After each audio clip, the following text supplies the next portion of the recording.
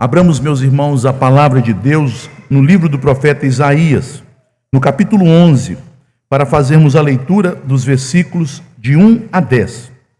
Isaías é o profeta do Antigo Testamento mais conhecido pelo modo como ele descreve a vinda de Cristo ao mundo e também sua humilhação e glória. Ele é o profeta cristológico por excelência. E quando nós falamos das profecias de Isaías acerca do Natal, geralmente nos lembramos do capítulo 7, a profecia sobre a vinda de Emanuel, Deus conosco, ou então a profecia do capítulo 9, daquele menino que seria chamado Príncipe da Paz. Mas aqui também, no capítulo 11, dos versos 1 a 10, nós temos uma importante, uma preciosa profecia de Isaías acerca do Natal. Diz o texto: do tronco de Jessé sairá um rebento, e das suas raízes um renovo. Repousará sobre ele o Espírito do Senhor, o Espírito de sabedoria e de entendimento, o Espírito de conselho e de fortaleza, o Espírito de conhecimento e de temor do Senhor.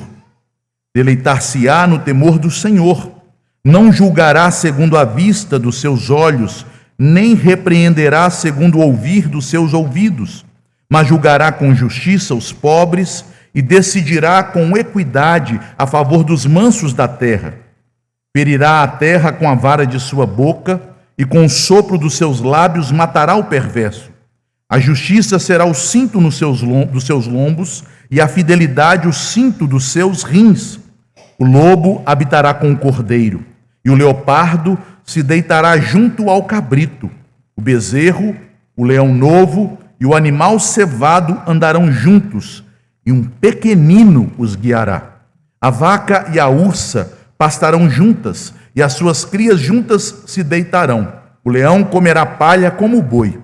A criança de peito brincará sobre a toca da áspide, e o já desmamado meterá a mão na cova do basilisco.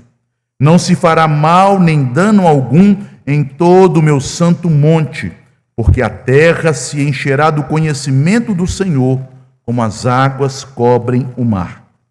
Naquele dia, recorrerão as nações à raiz de Jessé, que está posta por estandarte dos povos. A glória lhe será a morada. Oremos. Pai bendito, nós te louvamos, ó Senhor, por toda a glória que o Senhor manifestou em Cristo Jesus. Nós que jazíamos em trevas espirituais e morais, trevas de ignorância, até mesmo a nossa sabedoria, conforme o Senhor Jesus nos ensina, é luz tenebrosa. Nós vimos grande luz quando a tua glória se manifestou em Cristo, naquele que se fez homem, que se fez um embrião, que se fez um menino, que cresceu em estatura, em sabedoria e em graça diante de Deus e dos homens, e viveu perfeitamente em pleno cumprimento da tua lei, submetendo-se a ti, ó Pai, em tudo, para poder se entregar como um cordeiro sem mácula, sem mancha, em nosso favor.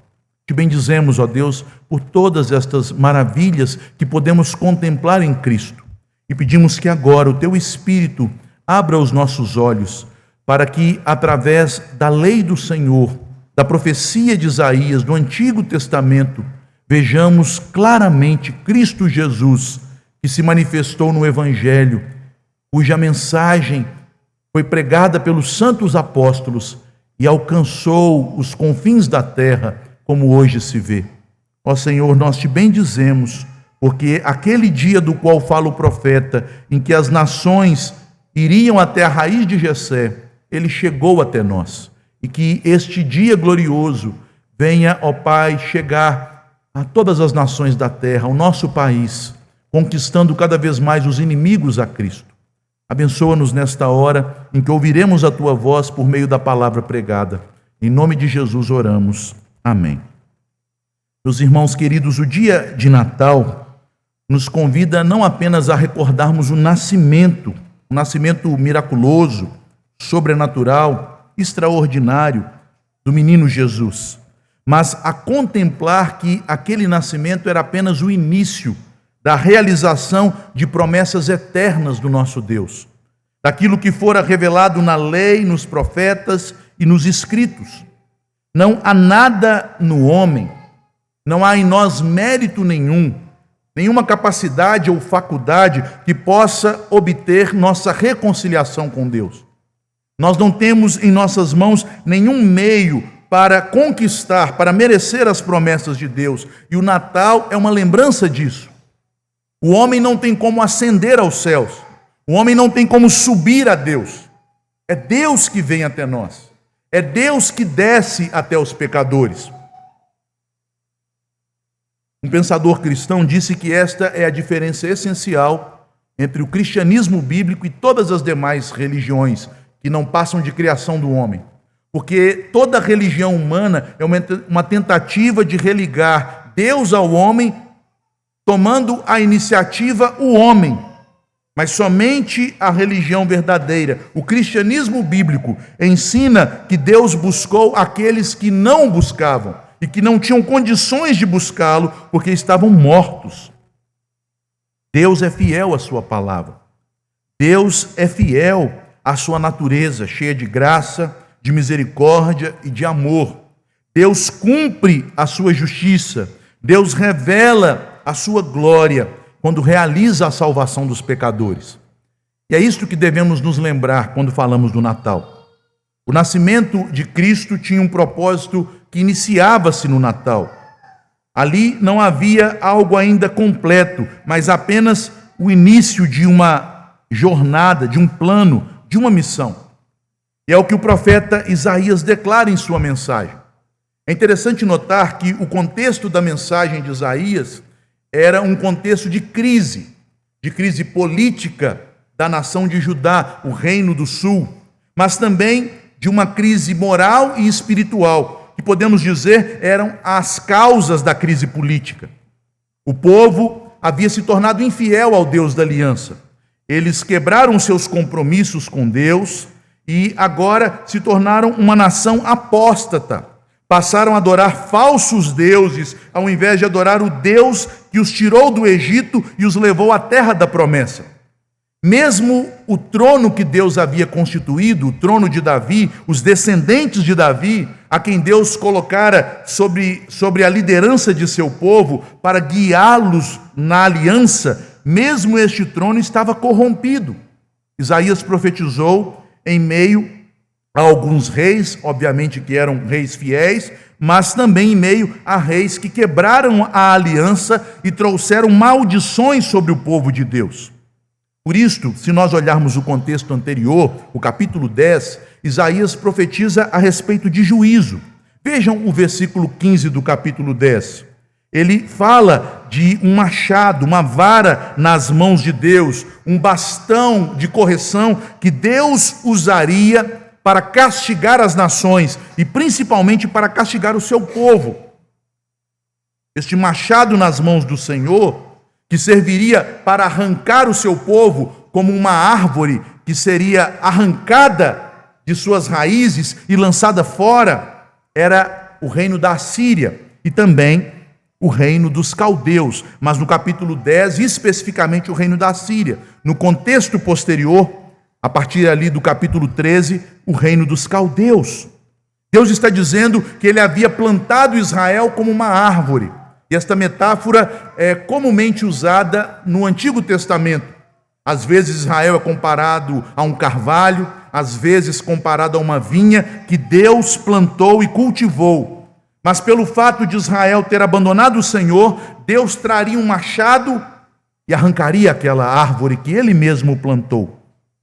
O povo de Israel, o trono da casa de Davi seriam removidos. Ficaria apenas um tronco cortado, um toco na terra, sem vigor, sem glória, sem esperança política, sem força espiritual. Este era o destino de Israel, este era o destino de Judá.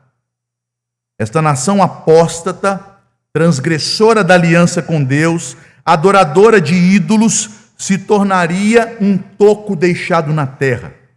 Mesmo os descendentes de Davi, que haviam recebido promessas eternas de reinos sobre Israel e as nações perderiam seus privilégios reais, perderiam seu trono. Deus os cortaria, Deus os arrancaria da terra prometida, Deus os espalharia entre as nações pelas mãos dos assírios e pelas mãos dos caldeus. Vejam, meus irmãos, que terrível cena para falarmos do Natal. Mas este era o diagnóstico espiritual do povo de Deus naquele período.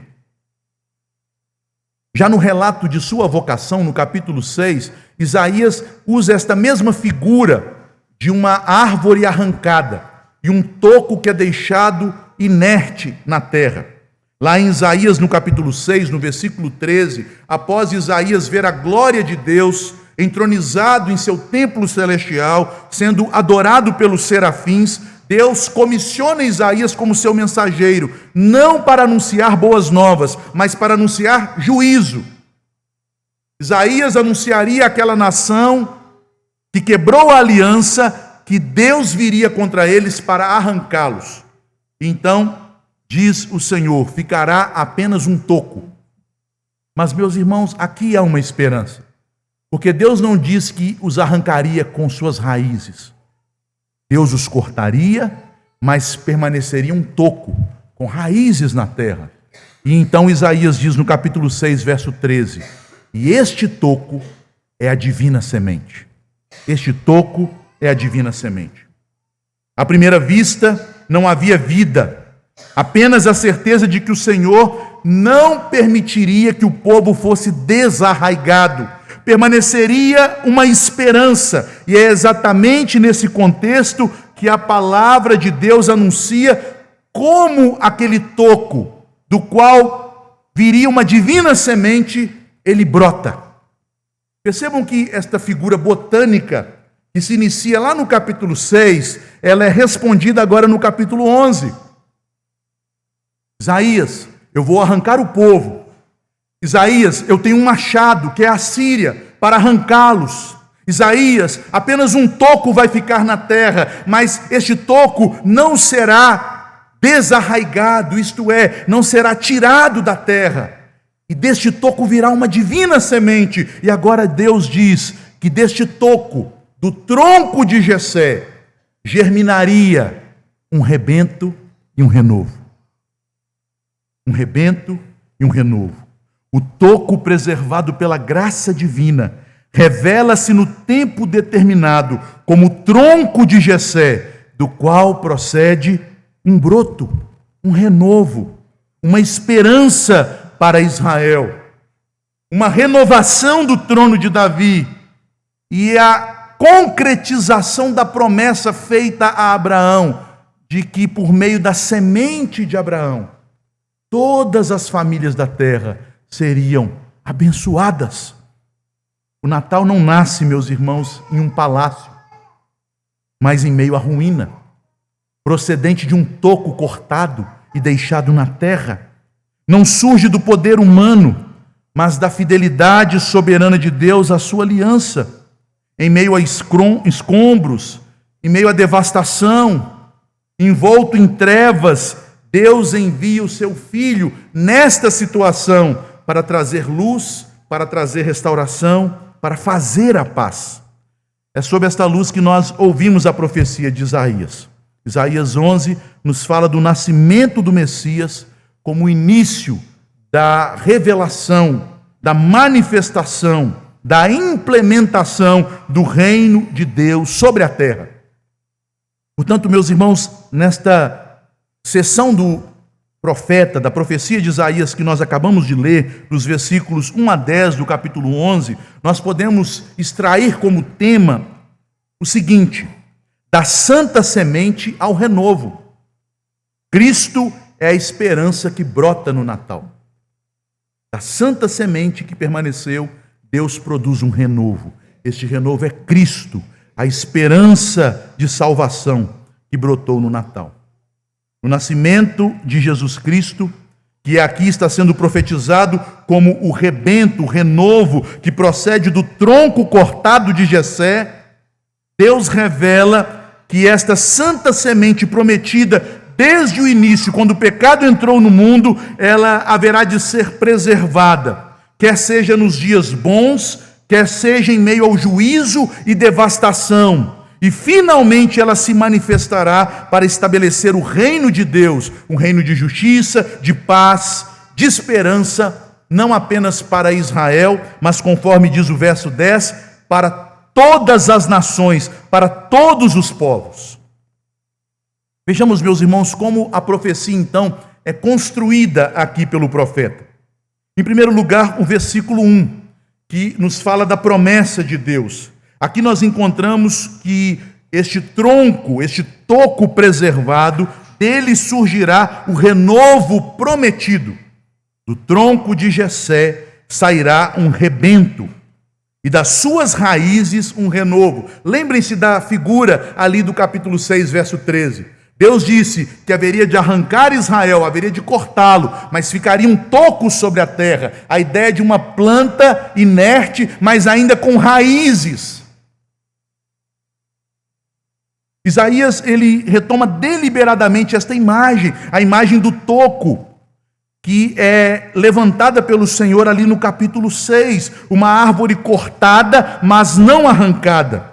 O que restou desta árvore representa que Israel é uma nação derrotada pelos seus próprios pecados, uma nação incapaz de preservar-se em fidelidade na aliança com Deus, uma nação que não tem forças para andar na presença de Deus, mas isto não haverá de anular a promessa. Deus é fiel à sua própria palavra. Meus irmãos, esta era a certeza do profeta Daniel quando estava no exílio. Se nós lermos a oração de confissão e intercessão que Daniel faz a Deus, conforme está registrada no capítulo 9 de sua profecia, Daniel diz isto, ele diz: Senhor, não por nós, porque a nós, Senhor, cabe o corar de vergonha, mas, Senhor, já se cumpriram 70 anos de exílio, que haviam sido profetizados por Jeremias, de acordo com a tua palavra. Então, Senhor, faça-nos voltar à terra da promessa, não por nós, mas por amor do teu nome, que é fiel. É a fidelidade de Deus que dá à promessa sua força para tornar-se real. Mas percebam, meus irmãos, que embora Davi seja mencionado constantemente nas profecias a respeito de Jesus, do Cristo, o filho de Davi, o descendente de Davi, aquele que vai sentar-se no trono de Davi, aqui não é Davi que é lembrado, mas Jessé, o pai de Davi. O ato de Isaías mencionar Jessé e não Davi aponta para o fato de que a vinda do Messias, do Cristo, do filho de Davi ao mundo, seria em um ambiente de humilhação e não de realeza. Porque Jessé nos lembra das origens de Davi. Davi não era rei quando ele estava debaixo da autoridade de seu pai Jessé, mas ele era o filho mais novo, legado ao trabalho mais desprezível. Ele era apenas um pastor de ovelhas. E na cultura judaica, os pastores de ovelhas eram as pessoas consideradas impuras, porque ao lidar com aqueles animais, eles nunca estavam prontos cerimonialmente para entrarem no santuário. Vejam, meus irmãos, que Jesus, ao vir ao mundo, ele primeiramente se revela a que pessoas? Aos pastores, aos mais humildes da terra, e depois aos gentios, os magos que vieram do Oriente para adorá-lo 1 ano após o seu nascimento. O rei virá de Jessé, o rebento, o renovo, virá destas condições humildes, virá em humilhação, antes do trono, antes da glória. Ele será o filho de Jessé, um filho humilde, um filho desprezado. Devemos nos lembrar que Davi foi desprezado até mesmo pelo seu próprio pai, Jessé.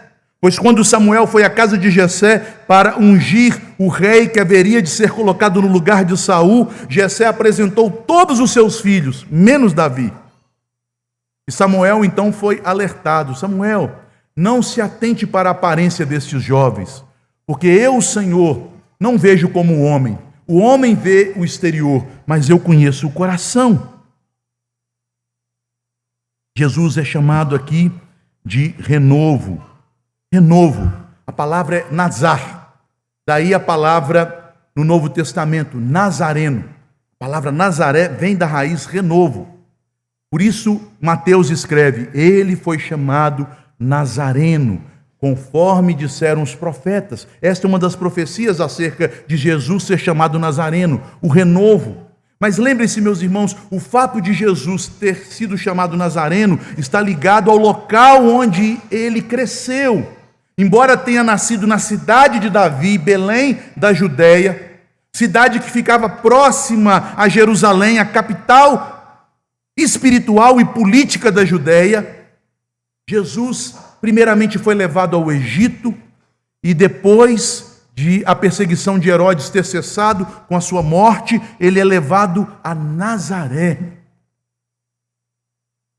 criado em humilhação, conforme o próprio profeta Isaías diz, ele é levado à Galiléia dos gentios, a terra que estava em trevas, em ignorância, a terra em que havia uma miscigenação espiritual, em que o povo não conhecia de maneira fiel a lei do Senhor. É ali onde mais o evangelho era necessitado. Ali, para lá, Jesus foi enviado. Ele se identificou como um daqueles pecadores. Ele é o Nazareno, ele é o renovo. O Messias, ele não rompe o juízo. Ele não vem em glória. Satanás o tentou a manifestar sua glória no início de seu ministério, mas ele resistiu à tentação, porque ele veio em juízo. Ele assumiu sobre si a lei, o juízo e a maldição do pecado. Na plenitude do tempo, Deus enviou o seu Filho, nascido debaixo, sob a lei. Seu nascimento é sob a lei, debaixo de juízo e de maldição. O nascimento humilde de Cristo revela que a esperança não vem da restauração do poder humano, da restauração do trono de Davi por meio das forças do homem, como esperavam de maneira vã os judeus nos dias do Senhor, como ainda os judeus cegos esperam um Messias libertador, poderoso politicamente. Não, a restauração vem da ação soberana de Deus, com um Messias que se coloca debaixo das consequências do pecado de seu povo, para sofrê-las, para assumi-las, então para redimir o seu povo. Mas, meus irmãos, lembrem-se, Isaías aqui está apenas ecoando, reverberando o que já havia sido dito por Moisés na lei. No livro de Gênesis, quando o evangelho primeiramente foi pregado, anunciado a Adão e a sua mulher, e por causa desta mensagem recebeu o nome de Eva, que significa vida. Ali em Gênesis 3,15 foi dito a eles, aos nossos primeiros pais, que o descendente da mulher viria e esmagaria a cabeça da serpente. Percebam que Jesus aqui é associado à mulher, o descendente da mulher, aquele que viria em condição humilde. Foi uma humilhação para o Filho de Deus nascer da Virgem, ter sua mãe desde o início e ainda hoje como uma mulher piedosa, mas debaixo de suspeitas, de acusações maliciosas dos descrentes. Ele é o descendente da mulher. Ele é aquele que nasceu da Virgem. Ele é o descendente de Jessé. Ele, no contexto da queda, é anunciado assim. E no capítulo 12, no versículo 3 de Gênesis, ele é o descendente de Abraão, a semente na qual seriam abençoadas as famílias da terra. Estas promessas não foram anuladas pela falha de Israel em cumprir o pacto do Sinai, a lei. Embora Israel tenha recebido punições por causa de seu pecado, Deus avança na história a fim de concretizar as suas promessas.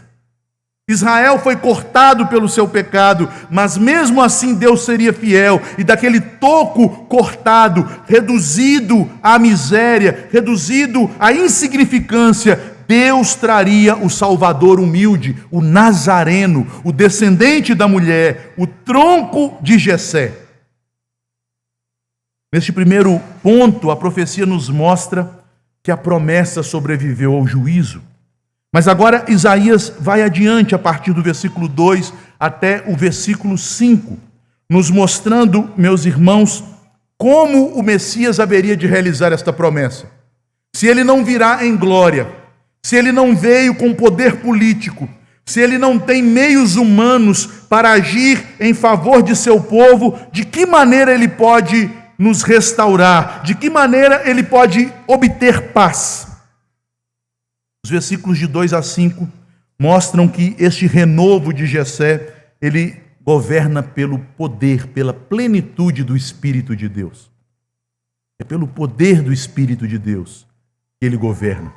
Não é pelo poder político, não é pelo poder da sabedoria humana, não é pelo poder das armas, não é pelo poder econômico ou qualquer outro dos poderes humanos, de suas potências, mas é pelo poder do Espírito de Deus. Repousará sobre ele o Espírito do Senhor. A vida que brota do toco não é uma vida humana ou sustentada pelo homem, é a vida que procede do próprio Espírito de Deus, que criou todas as coisas e as mantém. Veja que este verbo repousar é um verbo que associa a ação do Espírito Santo aqui à mesma ação dele lá no capítulo 1 de Gênesis, quando fala que o Espírito pairava sobre a face das águas. E este verbo ainda é repetido no Evangelho de João, no capítulo 1, no versículo 33, quando João Batista ouve da parte de Deus a seguinte mensagem: aquele que você vir o Espírito de Deus descendo e pousando, pairando, repousando sobre ele, este é o Messias, este é aquele que tem o poder de batizar com o Espírito Santo. Percebam que este verbo é muito significativo, porque dos juízes de Israel, dos profetas de Israel, dos reis fiéis da casa de Davi, todos eles viveram e agiram em seus ministérios pelo Espírito Santo, mas de nenhum deles a Bíblia diz que o Espírito repousou sobre eles. A linguagem comum no Antigo Testamento para o ministério destes homens piedosos era que o Espírito vinha sobre eles e depois se retirava. Nós lemos isto a respeito dos juízes, como Sansão, a respeito de Saul e de homens de Deus, reis, que foram usados pelo Senhor para libertar o seu povo. Mas Jesus receberá o Espírito de maneira permanente. O Espírito pousa, repousa, habita. O Espírito é dado a ele de maneira plena. E percebam, meus irmãos, que o Espírito aqui é repetido de maneira direta e implícita 7 vezes. O Espírito do Senhor, o Espírito de sabedoria, e aí nós temos algumas elipses, né? O Espírito de entendimento, o Espírito de conselho, o Espírito de fortaleza, o Espírito de conhecimento e o Espírito de temor. Há uma referência clara a Apocalipse 1, verso 4, quando João vê o trono de Deus e ali os 7 Espíritos de Deus na presença do Senhor, não porque são 7 Espíritos Santos, não, mas os 7 totalizando o Espírito Santo em toda a sua plenitude e perfeição. A ideia de que o Espírito é dado a ele de forma permanente e é dado a ele com toda a sua força, com toda a sua perfeição, com todos os seus dons, com todos os seus santos atributos. Há nele o poder de Deus de forma plena, completa. Ele governará com sabedoria, com entendimento, ele governará com conselho e com fortaleza, ele governará com conhecimento e, acima de tudo, ele governará com temor do Senhor. Esse temor não é o medo servil, mas o deleite santo, a submissão voluntária. O resultado é um reinado absolutamente justo, um reinado no qual ele não julga por aparências, que ele não julga segundo aquilo que o homem vê, mas de maneira reta, conforme o Espírito Santo revela. O que Israel falhou em ser, o renovo realiza plenamente. E é isso, meus irmãos, que nós celebramos no Natal. Celebramos que um rei entrou na história da humanidade.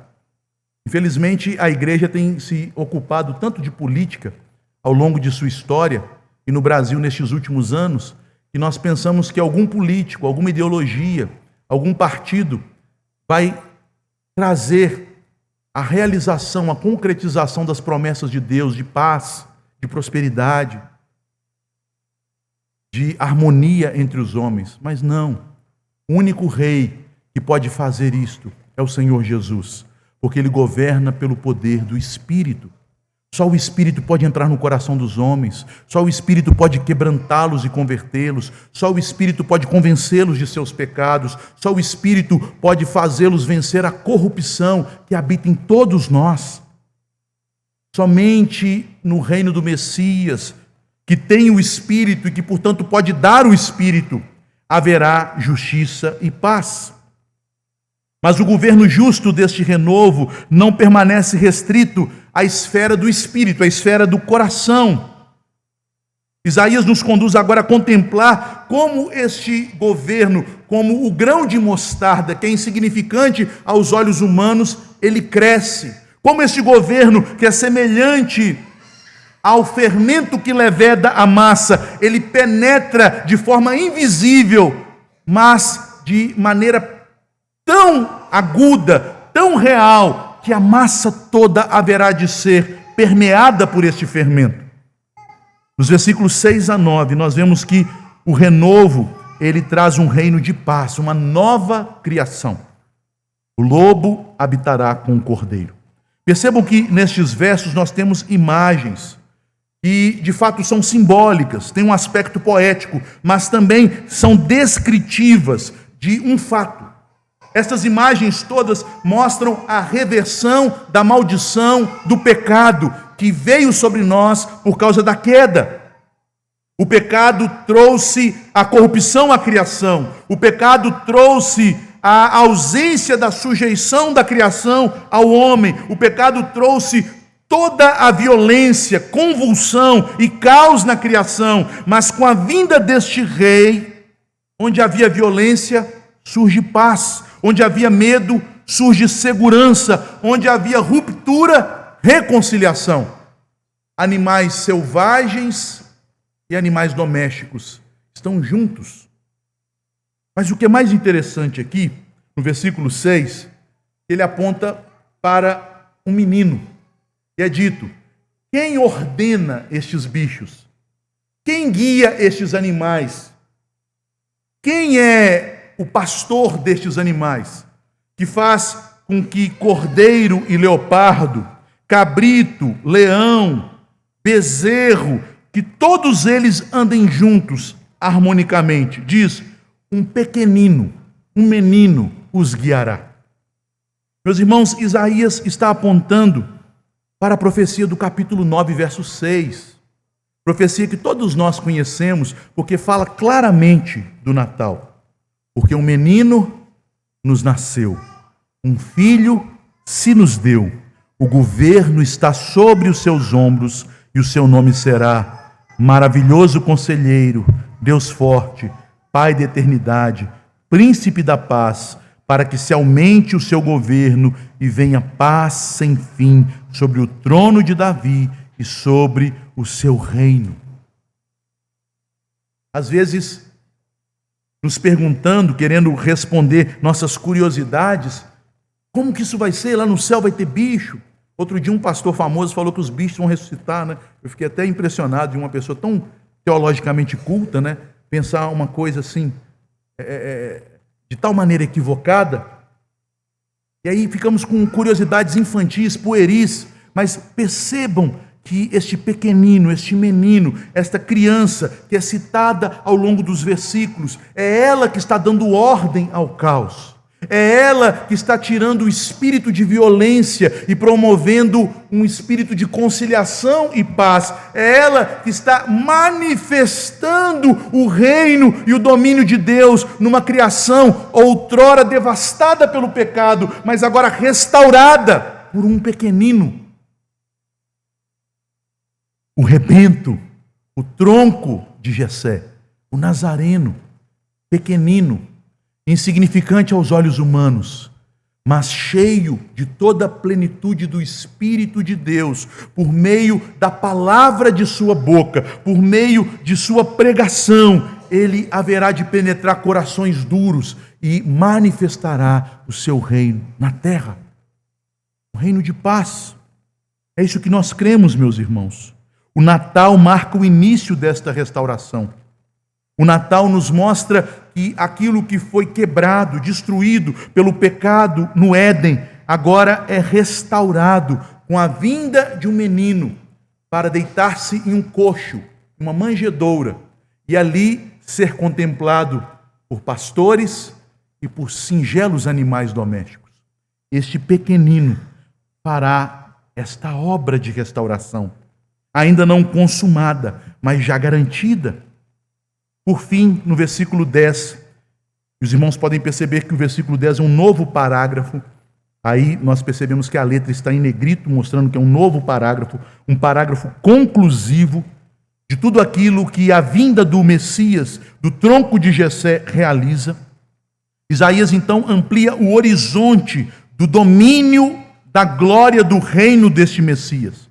Aquilo que começou como um toco, aparentemente morto, inerte, na terra, invisível, porque se houvesse vida, ela estava enterrada, subterrânea. Aquilo que começou com um tronco sem galhos, sem frutos, sem folhas, agora se revela como esperança para o mundo inteiro.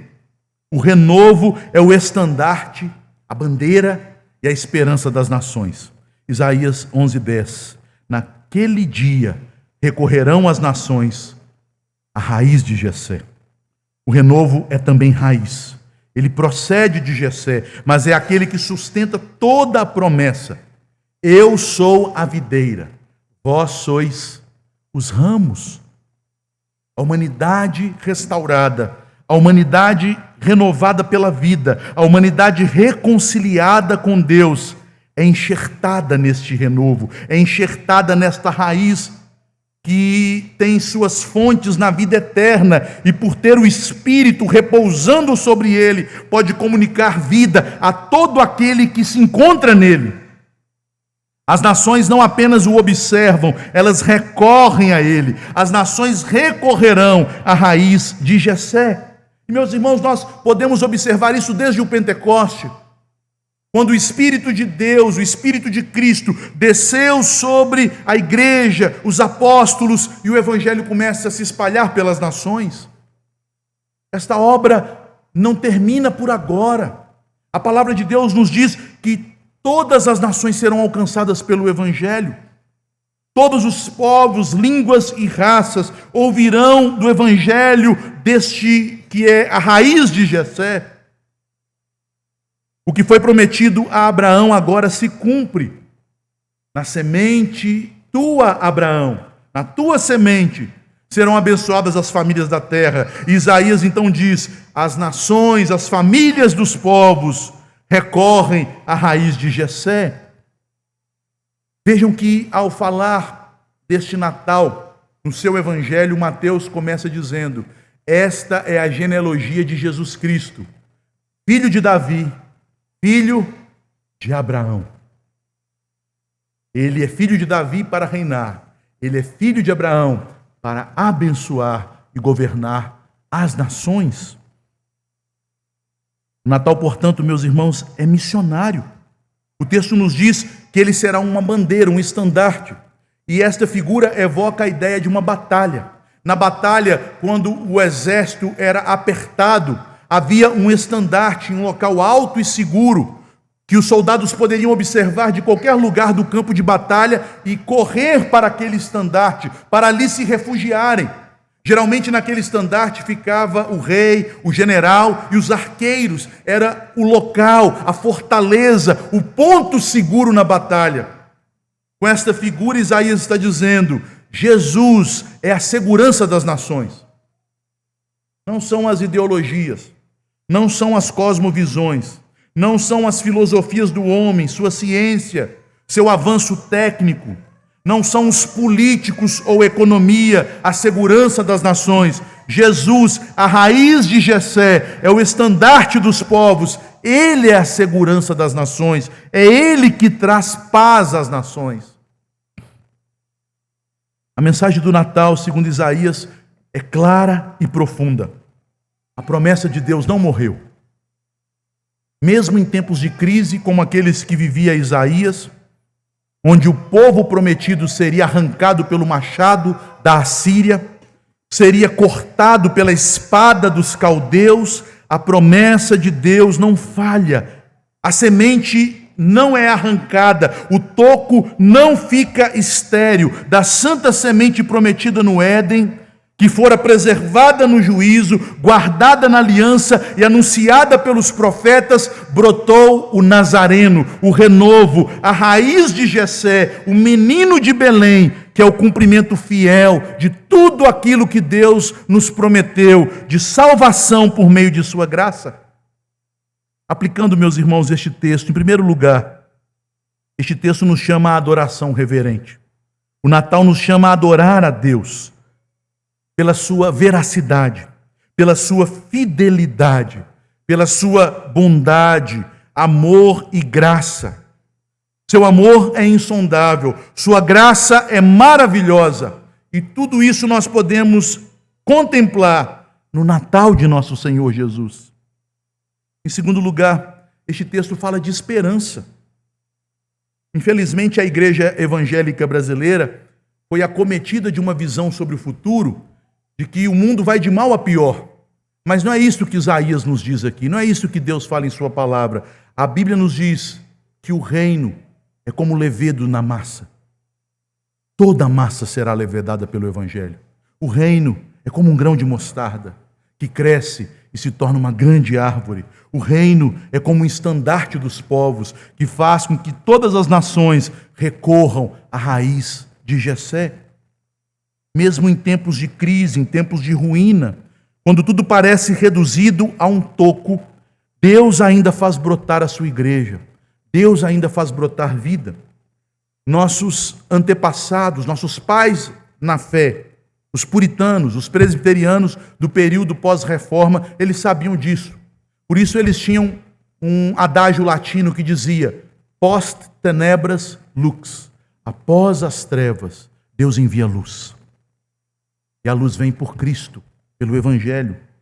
Em terceiro lugar, meus irmãos, nós temos sobre nós um rei justo. Nós podemos confiar no governo dele, porque ele não governa pelo poder da espada, ele não governa pela manipulação da ideologia, ele governa pelo Espírito que repousa sobre ele em toda a sua plenitude. Cristo não nasceu apenas para nos salvar, ele nasceu para reinar sobre sua igreja como um rei justo. Ele é o nosso Senhor. Podemos ter segurança em Cristo. Em um mundo tão cheio de insegurança, de incertezas, nós vamos entrar num ano em que o Brasil vai fervilhar com questões políticas. Temos visto a confusão em nossa nação, em todas as esferas de poder, e nós, como simples cidadãos, não sabemos o que está acontecendo, mas sabemos que coisas estão acontecendo. Vemos toda a agitação internacional, mas nós sabemos que acima de todas estas coisas, a Cristo, Deus deu autoridade nos céus e na terra. Ele é o Rei justo, Ele governa sobre estas coisas. E por fim, qual deve ser, então, o propósito de nossa existência? O desejo que move o nosso coração rumo ao futuro. Natal nos fala de missões. Cristo veio ao mundo e ele foi anunciado pelos anjos aos pobres pastores de Belém. Ele foi anunciado pela estrela, que talvez tenha sido predita por Daniel, por Ezequiel, pelos profetas que ficaram no Oriente nos tempos do exílio. E ele então se revela aos gentios. A semente que brotou no Natal é esperança para as nações, para o mundo inteiro, e ela deve ser anunciada, não mais pelos poderes da natureza, por estrelas, não mais pelos poderes sobrenaturais, por anjos, mas por nós. Essa é a nossa perspectiva de futuro, a partir do Natal. É isso que nós lembramos no final do ano. Cristo veio ao mundo. Nós temos um rei justo que nos traz segurança. Um menino que veio para governar, reconciliando os opostos, reconciliando os antagônicos, reconciliando as bestas com os animais domésticos. Um menino que é o príncipe da paz, que se tornou homem, cheio do Espírito. Ele nos governa para que esta mensagem se espalhe. Começando em nossa vida, em nossa família, em nossa igreja, cidade e até os confins da terra. E o conhecimento do Senhor, como as águas cobrem o mar, venham encher as nações. Fiquemos de pé, meus amados irmãos, vamos orar, encerrando este culto.